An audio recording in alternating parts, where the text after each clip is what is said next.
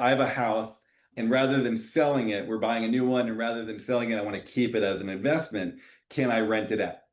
And so there's not a clear answer. I would say if you're involved day to day, you're the person they call to get stuff fixed.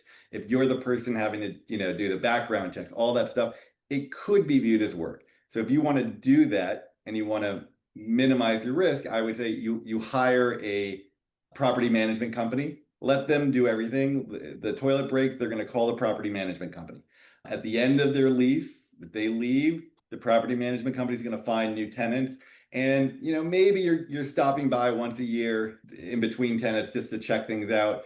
I would say that the risk in that scenario would be very low. I'm not sure how they would argue that that's employment versus the day, Airbnb in my house, and every weekend we get a new person and I have to go in there and clean, et cetera, et cetera. That I think is more likely to be considered a violation of status. But all of this stuff it's based on so little feedback from the government that a lot of times we're just like, look, if you want to do this, you do it, but there's a risk here. You can't say, well, I didn't know. That is not, from an immigration standpoint, you have to prove that what you did was okay, not the other way around.